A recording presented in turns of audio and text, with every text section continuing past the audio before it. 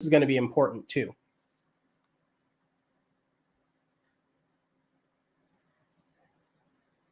And then can you pull up some of the comments just so people can see what's been going on?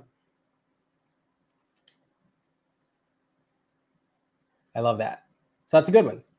So bring it up again.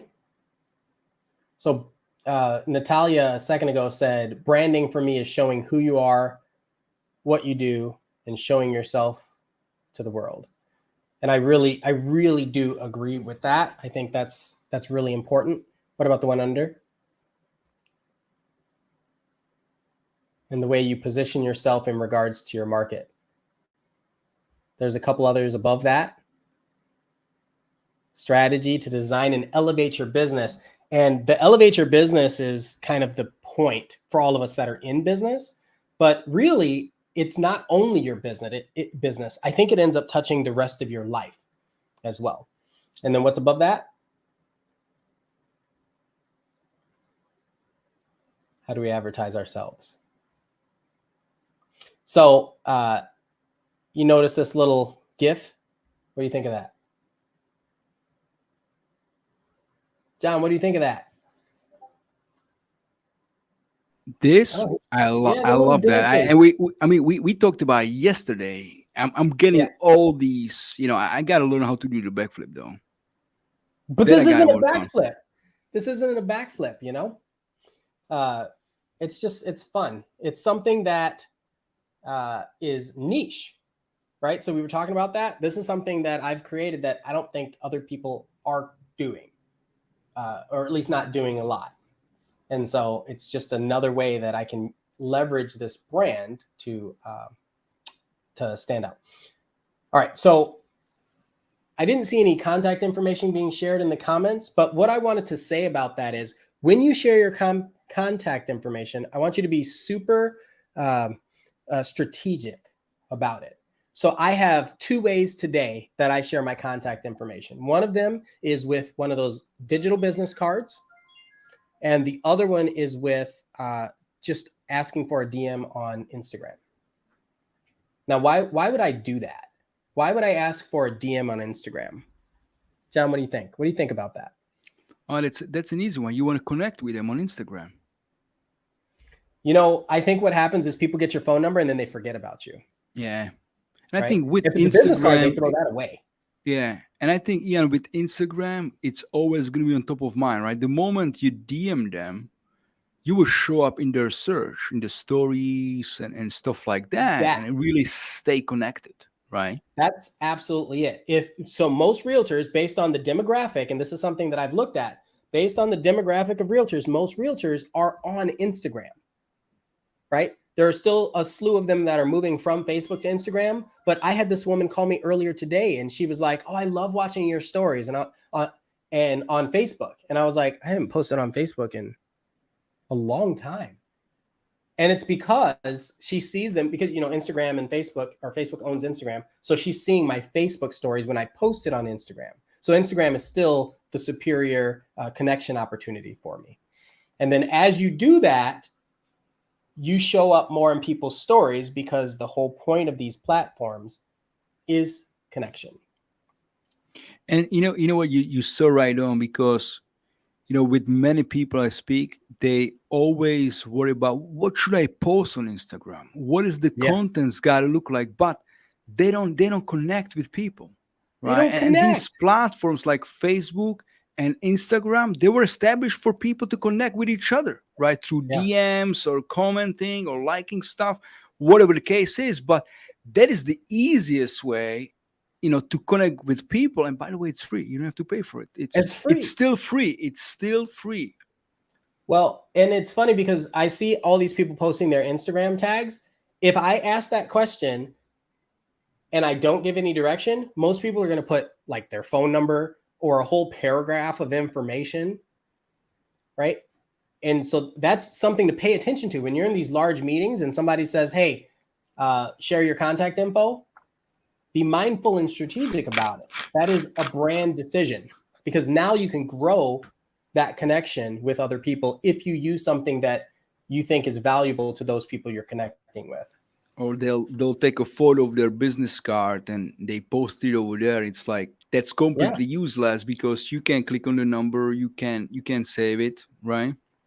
Well, or video. So like if you do Instagram, it doesn't matter if the person has an Android or an iPhone. You can send a video message saying, "Hey, it was wonderful to connect with you at this X number, summit, and I really liked what you did here or what you said here in this part of our conversation. Let's get together for coffee or let's chat about it if you have 15 minutes next week."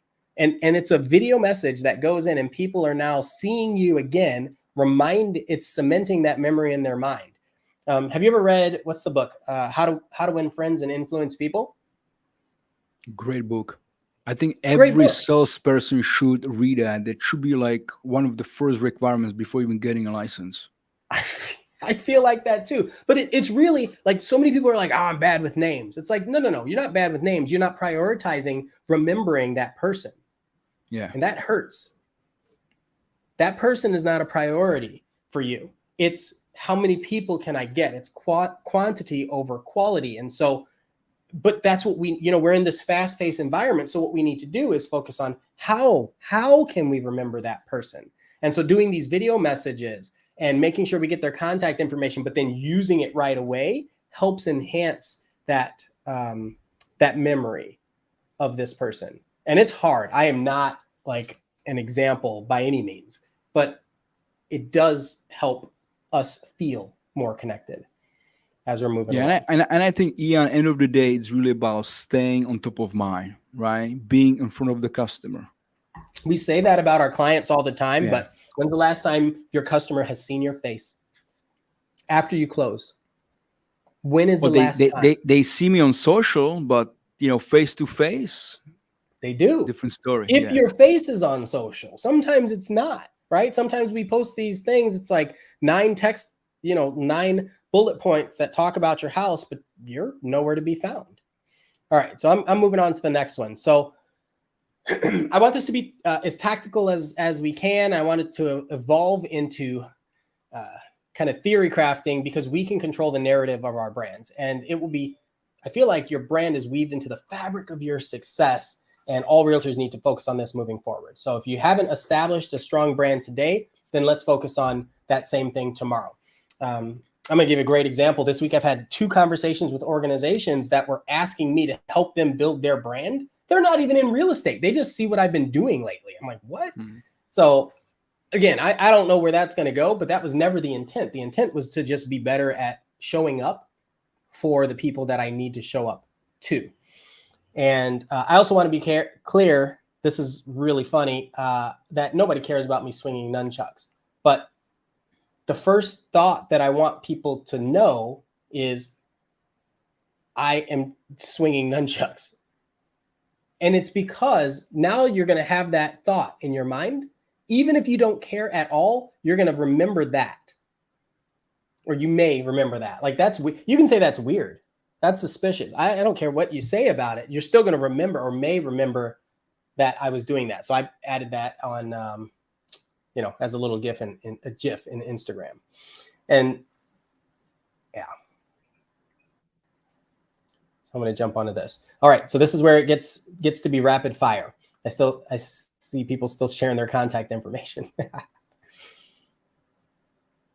There was something in the text before we go in there. It says, I do that all the time, from Kyle, and do it with offer submissions. Okay.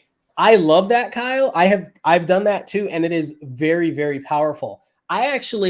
So short story, I had a listing and I created a video for the listing that people would see.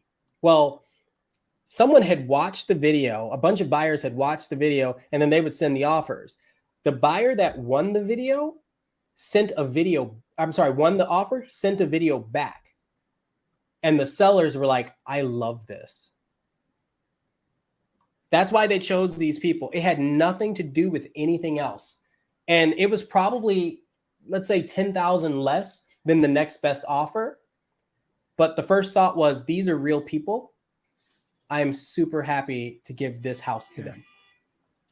Which I mean is super important, right? Because you don't want to be just a number on the paper. Like you want to Right. be an actual family or a human being on the other side of the table as well, right? So you can connect with the people. So that's great, Right. Kyle, that you're doing it. That's awesome. So yeah, it's phenomenal, man. So yeah, brand is a big word. Everybody, as you notice, thinks about it a little differently. And so the first thing I want to start with is share your definition of a brand, which we've already done. So I'm going to move on to the next one. Type in the chat your favorite person on social media. Don't type me. I'm just kidding. Your favorite person on social media. I'm going to give it like, 10 seconds or something. And this is really important because it might take you a minute to think about it. But we all have people that pop in mind right away. George, Alex Hermosi, that he's one of mine today. And that changes with time, but today I'm really impressed with his cadence of content and how digestible his information is. So for those of you that don't know, Alex Hermosi didn't want to be famous, didn't want to be known for anything. All he was doing was launching these gyms. Like he learned a system to help make gyms profitable. It's like bar rescue, but for gyms. And he just went around and started doing that. And then married this woman, Layla Hermosi. And she's like, you need to be crushing it because you're really good at this. And so he started creating an online presence. And now he puts out, I think it's 87 pieces of content a week, something crazy like that. Tessa and Glenda, I don't even know who that is. And now I'm super curious. Like, why is that number one? Tessa and Glenda. Interesting. Unless you're talking about Glenda Abbott or Glenda Baker. Why did I say Glenda Abbott? Yeah, Glenda Baker. Ryan Serhant, great example. So I love these. These are like, think about these people and what it is that draws you to them, because the algorithms know that. That's why you're seeing more of them. Like you saw something of theirs and you were like, ooh, I like that. And the algorithm, they're only designed to feed you more of that information. Oh, my stars. Look, so Holland just said Glenda. So Glenda Baker, she sits this direction and she talks basically to a screen. She's not actually talking to anybody. Sometimes she'll talk to somebody, but you feel like she's talking to somebody and having a conversation. She'll sit right over here and she'll share her story. And then she says, and oh, my stars, would you even believe that X happened? It's absolutely staged, but incredibly perfect. Like that is who she really is, glamorous in person. But she exudes that. She pushes that in her content because that's what people want and people are drawn to it. And she uses a lot of colloquialisms, which is also a very strategic but powerful tactic. I love it. Yeah, there was a pretty funny comment by Kyle. He said his favorite person is Kyle Chank, on social, but then that is very close to the second. I love it, Kyle. It's funny because, yeah, I mean, the algorithms do kind of show you a lot of who you resonate with. And if you resonate with yourself, you're like, man, I just put out this great video. They're going to try to show people like that sometimes. Alex Hermosi, Jay Shetty. That's a good one. I like Jay Shetty. Yeah, Jay Shetty is great too. Yep. These are good ones. I love that. Yeah, Okay, I mean, next exercise. Who doesn't love Glenda, right? I mean, we remember, got this like is 4 rapid times fire. over here. Rapid fire. 3 adjectives to describe yourself. This is almost the only work you have to do for this. 3 adjectives to describe yourself. 10, 9, 8, 7, 6, 5, 4, 3, 2, 1. Shoot it. Okay, so the first thing I'm going to say is it took everybody way too long. Now, there might be a delay in the streaming, but come on.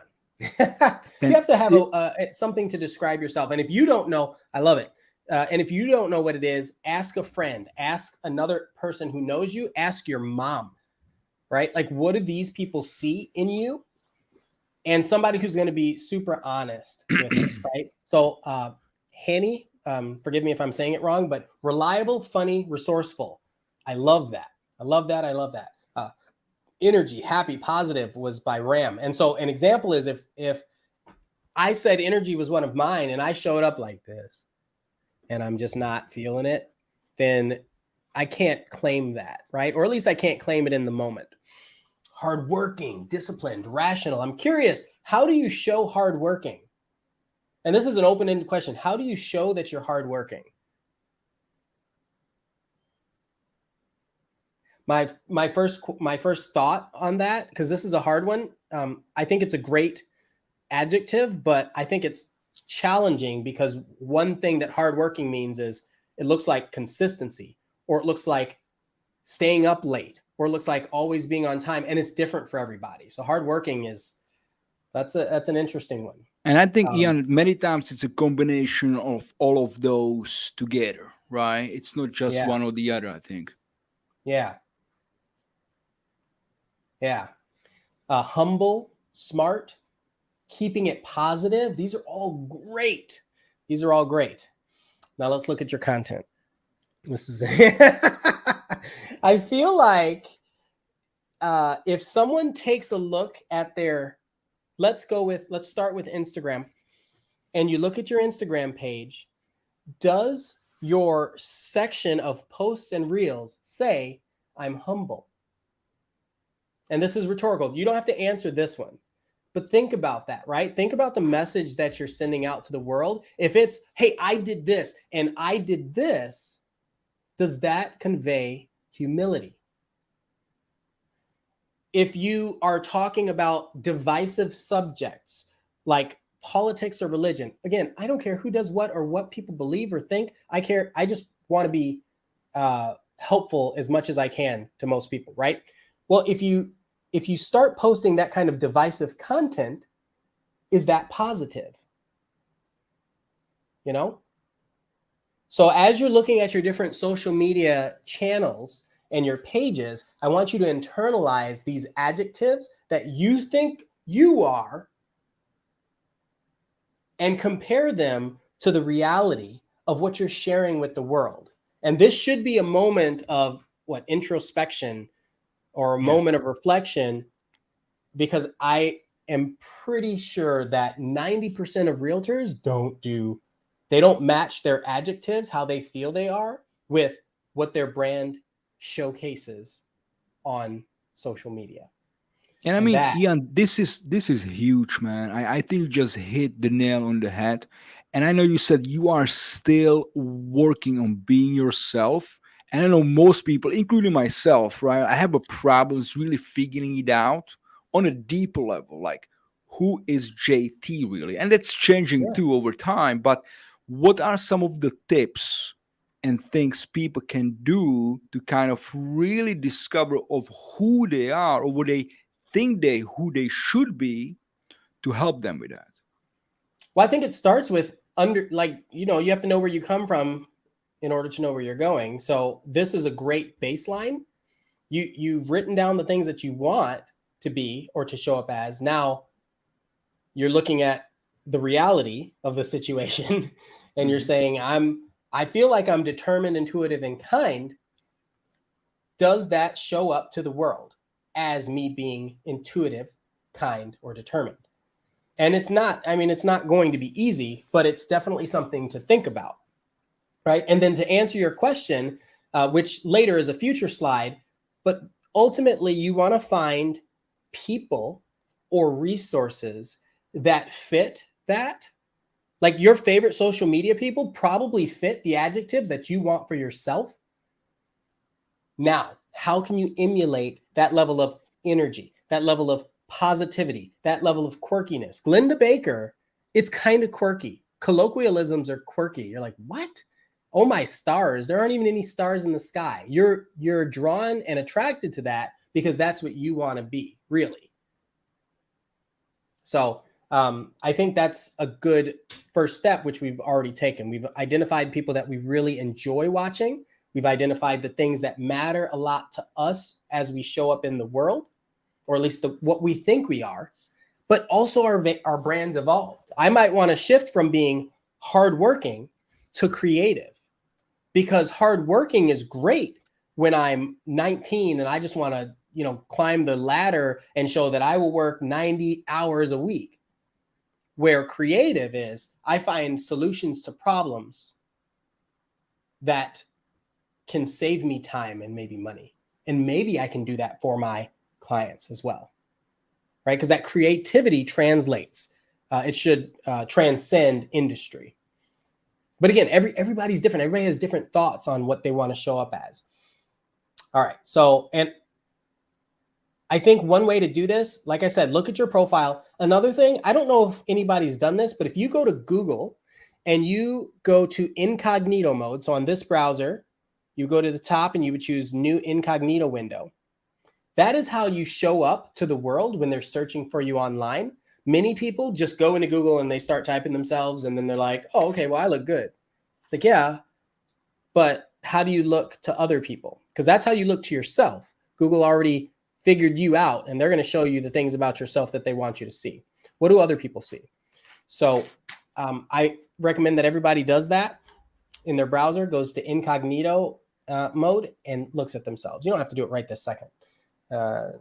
And then we talked about the profiles. What do your profiles look like? And then your real estate website. I think that one's pretty interesting and, again, often overlooked. Man, I went to some realtor's website last week trying to get her contact information, and it was absolutely the worst site that I had ever seen. And I'm thinking, the thing is, ever since 1996, businesses were expected to show up as looking professional online. And I don't care if she's sold $100 million last year. That's fine.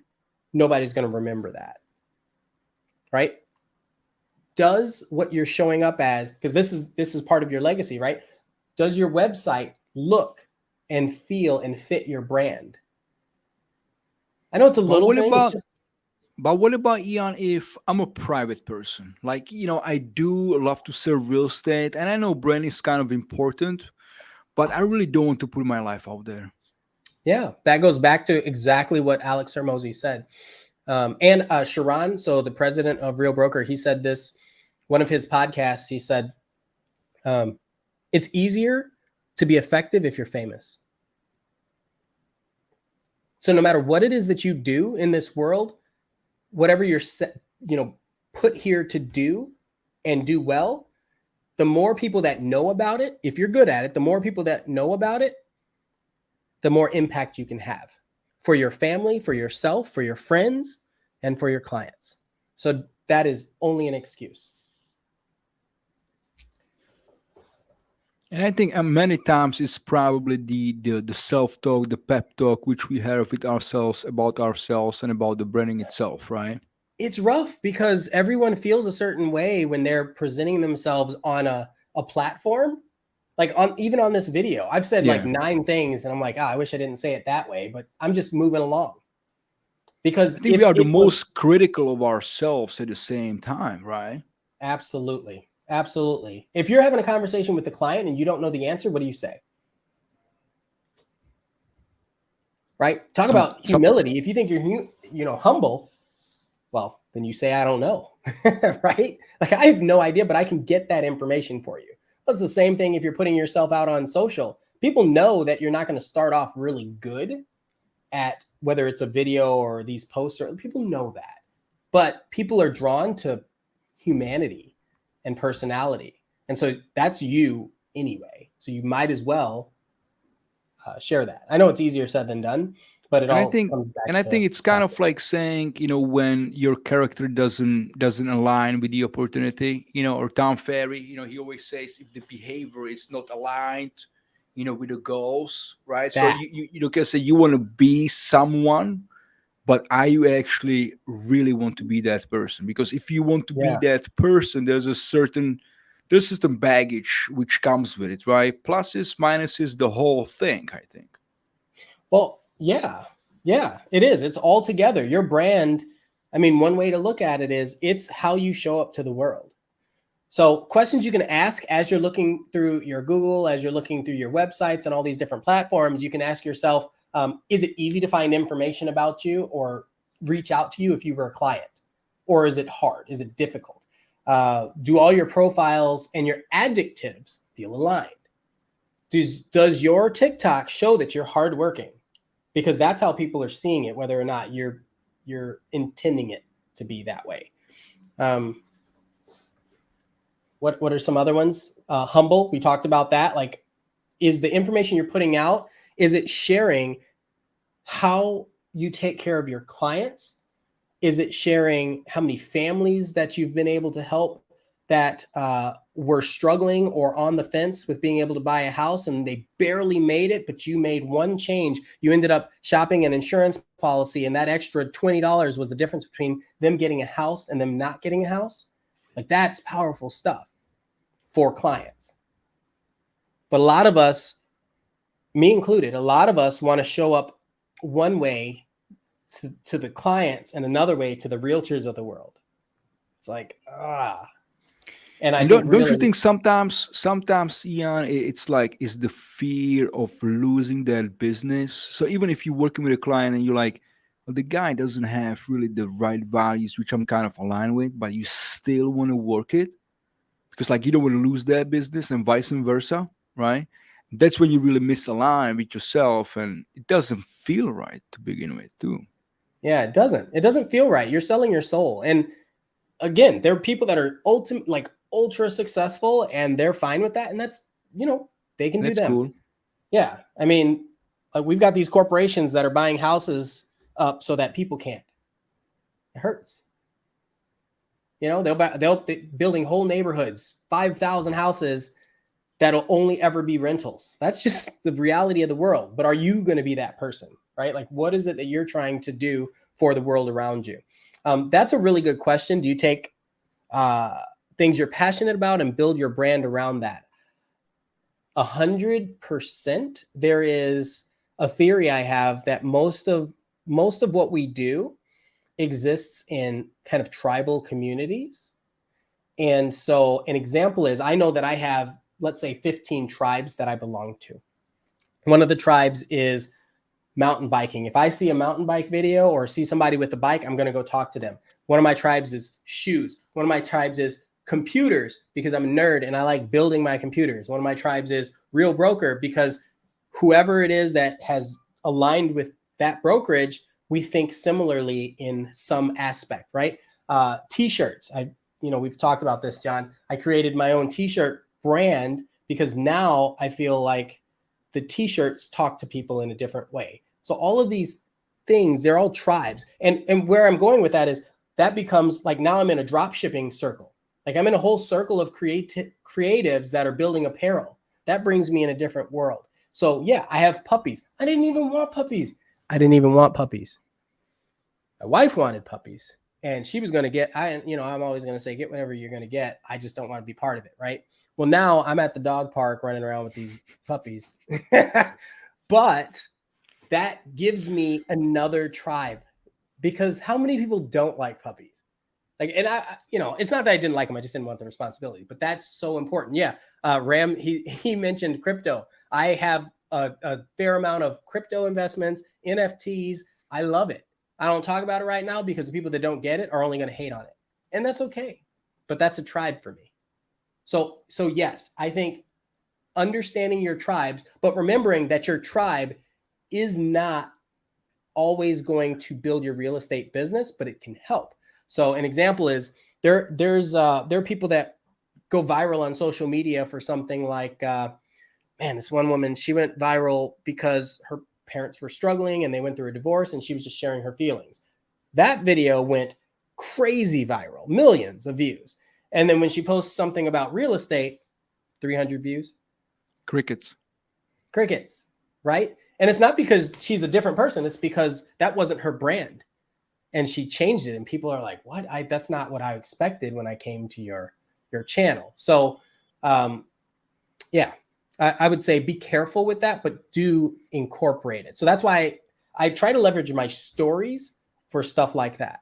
Like any type of workouts that I do, I put on there, right? Music that I like, I put on there.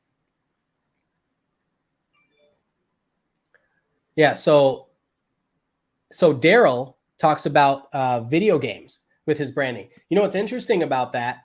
That's definitely a gaming rig for anybody who knows. But the people that don't know, they just think I'm a nerd and build computers. Fine. what's cool about that is you can edit your videos in a style. One of my biggest clients was actually a pro gamer, a pro streamer. And let me just say, she bought a house and didn't even touch her actual capability when she spent millions on a home. Like, that's how powerful these gamers are in this world. But you can edit your videos to that style, and I almost guarantee that more people that are interested, or more people that are in that tribe, you'll become a magnet for those types of people. Fitness, moms, veterans, we see it all the time. And we all have these board game nights. I've got board game nights. I used to do bad movie nights. We did themed potlucks for locations.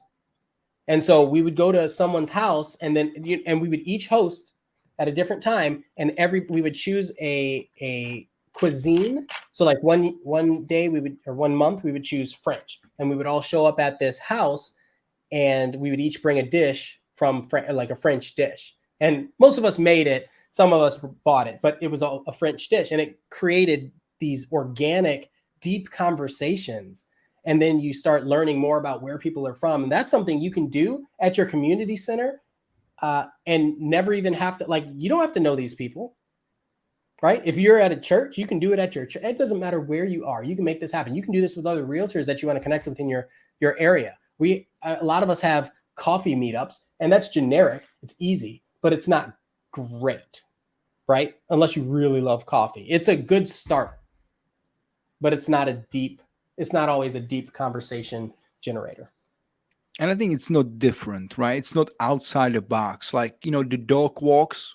I think that's a little outside the box, because people like dogs, but maybe people not doing it as much in a group, right? Yeah. Especially in within the real estate community.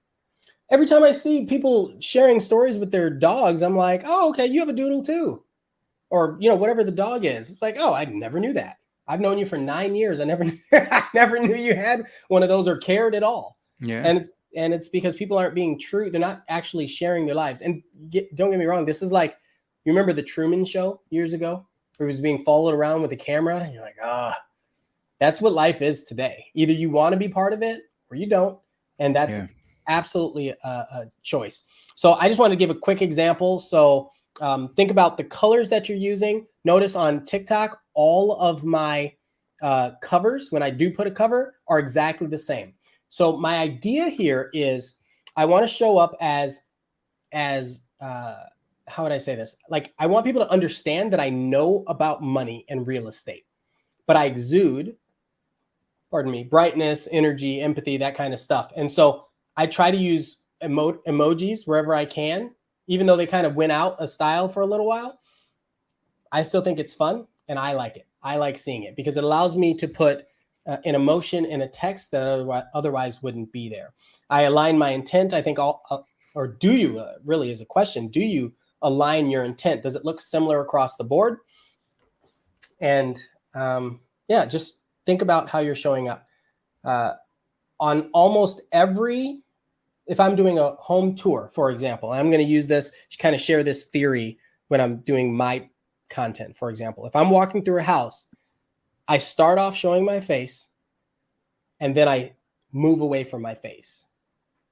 To me, that's really important because people get to see who I am, and then I get out of my own way because they're not there for me. They're there for the house.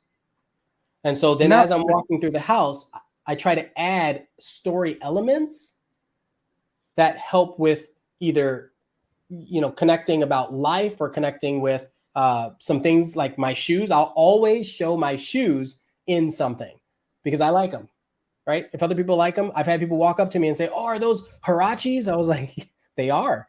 I didn't even know what they were a week before that. But now, now it's a conversation coming out of nowhere. You were going to say something, John. Sorry. Yeah, I was about to say, now you got the dual camera on Instagram, right? For the stories. So you can see yourself and you can also, show the home. Do you think that's a good idea to use it instead of just the hands-free? I was on Android for many years, and I just moved to iPhone, or added an iPhone to my repertoire. And Android made you a believer. No, I'm not a believer, but it's had that that feature for a long time. Now Snapchat has it, Instagram has it, all of these phones and platforms have it. So what John's talking about is you can use both the rear camera and the front facing camera at the same time. Here's what I would recommend. I think that is a fantastic idea. The videos that I used that in a year ago, 2 years ago, worked really well. Today, I think because they added those features, it would work even better if you're using it in the platform. So yeah, I do. But remember, they're not there for you. You want to show up, you want to be seen, but they're not there for you.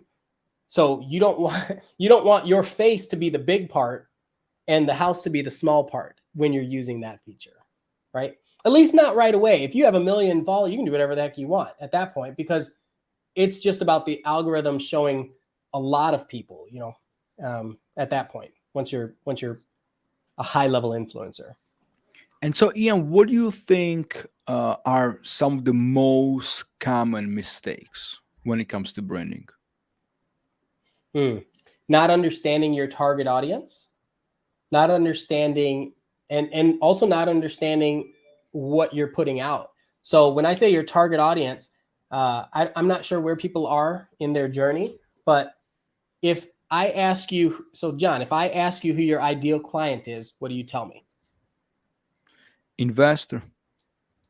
Okay, investor is a big word. Are they investing in single family residences, multifamily? Are they investing in commercial complexes? Is it an institutional investor that just wants to buy 100 houses from you in an entire new construction neighborhood, right? Is it a conglomerate? Like there's so much when you say Specific investor. area specific as well. Oh my right? gosh. Yeah. What area, what's the criteria they're looking for? Do you understand cap rate? Do you understand like what the rent rolls are? Like all of that. Like that's investors, a very easy word.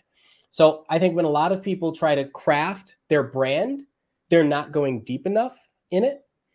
And so I think I had shown when I was teaching the class in Real Academy about branding, one of the things I talked about is I knew that that the person watching me on YouTube was probably 35 to 44, usually leaned toward women that worked at either a local tech firm or a tech firm outside of Austin. So like California, for example, they made 100,000 plus a year. And like, this is what the platforms are telling me, not who I was targeting. It's just who was drawn to watching the content that I was putting out. And I thought that was really cool. Looking for a single family residence, usually somewhere like Cedar Park. Like that's just what it was. Or there were a few for South, and it's so cool to see that. So what do you think is the number one thing every agent should do when it comes to branding? Well, so I wasn't even at I wasn't even at the last slide, but I'm getting there. So what I want people to think about, and this is a little morbid, but I used to listen to Tim Ferriss podcasts a lot, and he ended his podcast with a question, and I loved it. It was one of my favorite things. And he said, "What do you want on your tombstone?" Right? Which really translates to how do you want people to remember you? And is that aligned with the brand that you want to craft? Right? If you want to be remembered as a realtor who only sold, $5 million houses or above, I mean, that's fine. But as humans, we don't connect with that. We don't remember that. Like, I don't remember people for what houses they sold. That might help short-term in business, but that's not relationship. That's not driving relationships. So what is it that is driving the relationships and the connections with these people? And what is it that I want them to remember about me? So the next thing is the locus of control. There are some things that you can control and some that you can't, right? You can control the area you live in, but some people are so, invested in that area because they've got family or kids or whatever, then they can't. Okay. Well, if you can't control that, what can you control? You can control the content that you put out related to that area. You can control the people that you're collaborating with. That's huge. You can talk about all the cities around your city, right? You can compare cities. You can talk about neighborhoods. You can talk about the things that are working and the things that don't. So there's a lot there. I remember reading a book called Crucial Conversations. I actually did a workshop on it. And the big takeaway for me was people pass 11 judgments in 7 seconds. So when you're meeting somebody and you're seeing somebody speak, you're meeting your client for the first time, or they're watching your content, they're already judging you whether they want to or not. It's just innate. It's ingrained within us. And they're passing a lot of judgments. So controlling that is in your internal locus of control. You can change what people see and hear and think about you at first. Then you just have to follow it up. And I mean, So if someone won't like you, and also I think, Ian, if someone won't like you and you just not align, because of the values or vision, whatever it is just what it is, right? Mm-hmm. I see Ram, he posted, how do you treat other people? How you treat other people. This is a really good one. You do obviously want to treat people well, but you never get to treat people well if they never become your client. And if they make these snap judgments on your character because of what they see or what they think about you, you never make it that far, or rarely make it that far. So in order for you to treat other people well, then you have to get to the point where all these people that you want to treat well are seeing you for you. So and it's 2:59. We're gonna go a little over. I think it's all right. Sorry about that. No, this is the last slide. I just wanted to be really kind of share some things that I thought would help people craft their brand. So the first thing is, notice when I say I'm Ian of Austin, it's on all social. Across the board, I'm Ian of Austin. That was an intentional branding decision because it incorporates my location. How many times have you run into a realtor, they give you a business card or give you something, you have no idea where they're at? So there's that.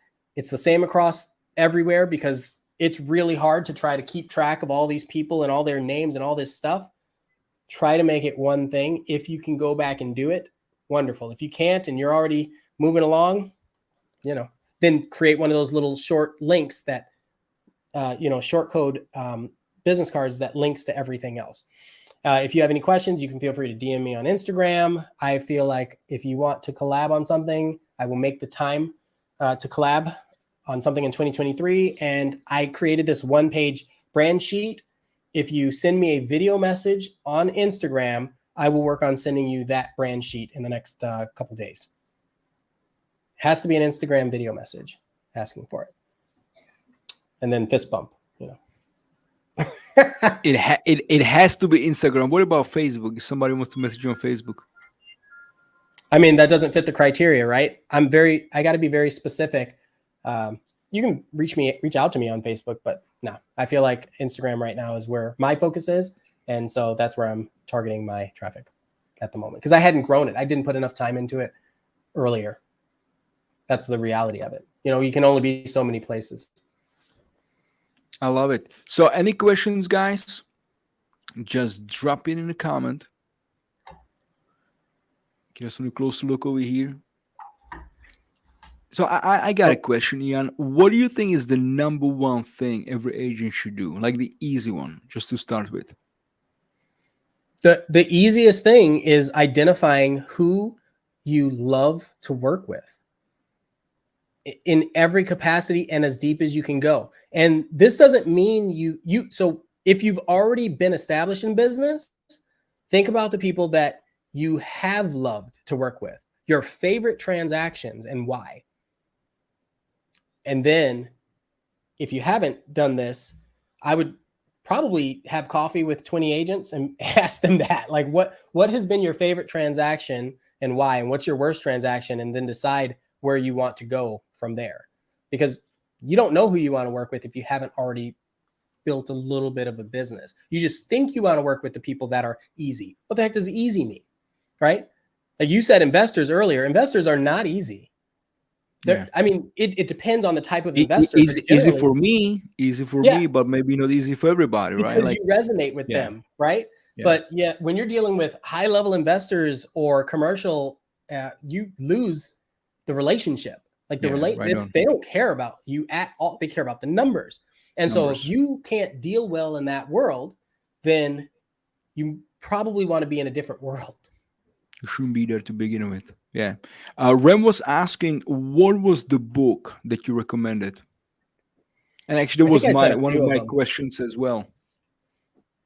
But any Was good it? book when it comes to branding? I know you said How to Influence People, Oh yeah, right? How to How Win to Friends and Influence Influence Friends. People, which sounds Yep. kind of weird, but just take the nuggets from like the book itself. The concept of the book is good, and it's one of those any business books.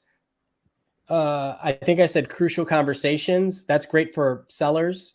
I think it's great for team leaders, business owners. Mhm. And then I read one called, I think it's 92 or 93 Ways to Talk to Anyone. And I think that's good because that's where I got the idea for like my hat or shirt, something that it generates conversation without me having to open my mouth, because I'm naturally pretty quiet. Like I don't need to go out and be the center of attention. I just, I like to sit back, chill, watch movies. Curious, what are the most expensive lessons when it comes to branding? Spending money when you don't know what kind of brand you want to create. You're just spending money saying, create a brand for me, and you've got this person that's going out. They're going to ask you, well, what colors do you want? I don't know. I like red. Well, red is alarming for a lot of people, right?